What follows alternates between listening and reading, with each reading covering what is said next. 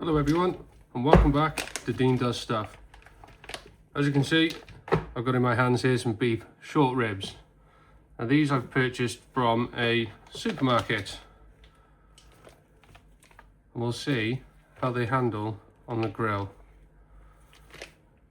They're nowhere near as big as the ones you see from our American friends across the pond, but they are still a good size, nice and thick. Nice and even.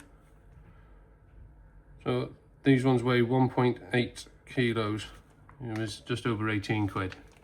So we'll crack them open, see what they look like under the packaging.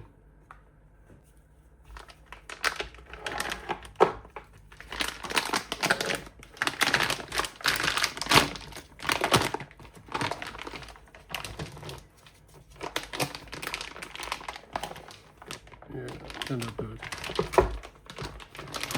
A nice fat cap on the top of it. I don't think there'll be too much trimming needed. There's plenty of meat on them. I think I'll chuck a bit of dry rub on them, and then I've already, well, off camera, I've already lit the barbecue, and yeah. Stick them on there, indirect, probably about 150 degrees Celsius. And yeah, we'll see how we get on. What I'm going to do is just hit it with a little bit of American style mustard. As a binding agent, you don't need a lot. Just spread it out. And this will help the dry rub stick to the meat. You can't taste it once it's on there, once it's cooked.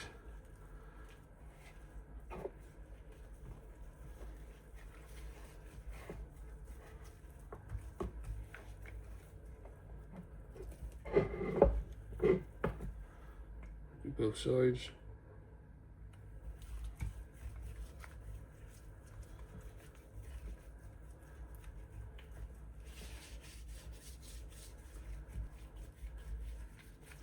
Once you've got your binding agent on there, you can just slap in some of your dry rub on. Now this is a homemade dry rub that I keep. It's you can use it, well, it's like a base dry rub really. You can add to it depending on your recipe, but for this, I think it'll taste just fine. I'm just gonna go quite heavy with this dry rub.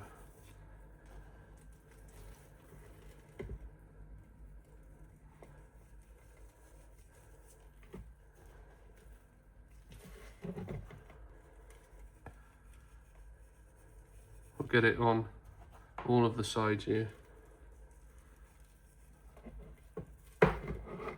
Make a hell of a mess on the side as well, all over the work surface. I think. Ooh, get the ends as well.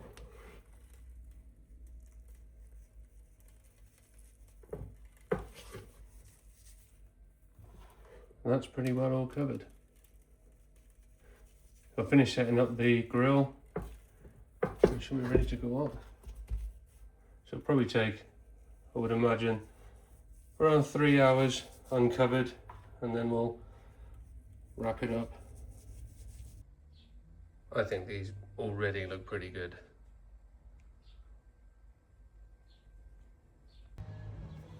Okay, the grill is ready.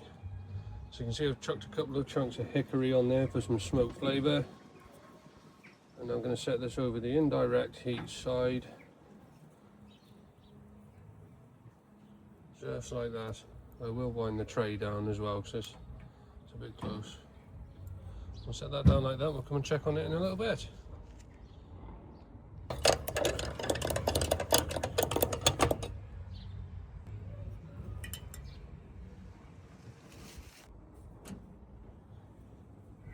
Oh, look at that. They've been in there for 3 hours now. You can see the meat start to pull back off the bone. Got some nice coloration on the top as well, and you can see the fat start to render down. I think they're just about ready to wrap.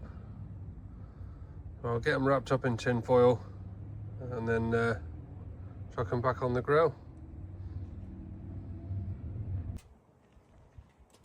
So I'm going to chuck these in some tin foil with just a little bit of butter.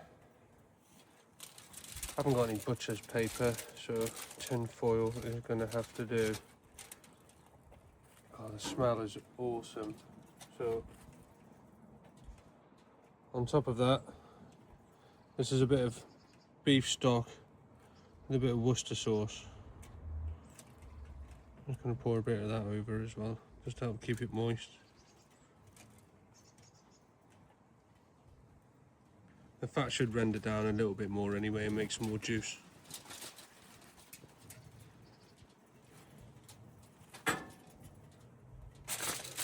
That's just a case of wrapping it.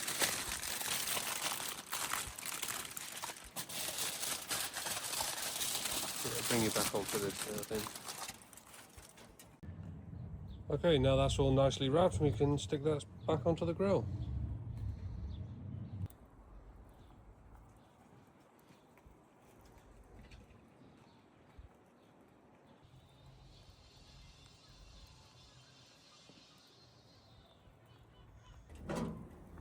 Right, so these ribs have been on for another 2 hours now, wrapped in tin foil.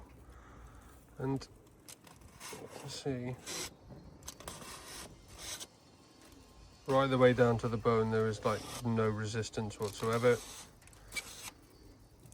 So what I'm going to do now is take these off and leave them to rest. I'll probably say for at least half an hour. Also got some more coal on the go there because I've got some sides I'm going to put on the grill while this is resting. The sides that I've been doing are tinned new potatoes. These are tinned new potatoes. If you haven't tried tinned new potatoes on the barbecue, give them a whirl. These are covered in salt, pepper and garlic, but they are awesome once they've been on the grill. And these other skewers are just peppers and halloumi. Okay, so that's been resting for, well, just over an hour now while I've been doing some sides on the grill. So let's take this off and see what she looks like. There's quite a lot of tin foil on this, so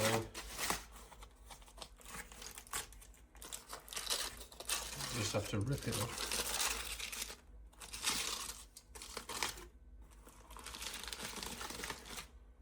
Gosh, the smell.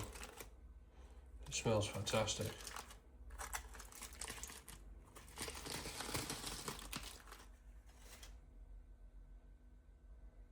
Yeah, that looks so good.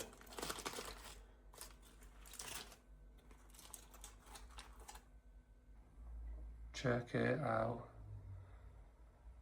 That looks amazing.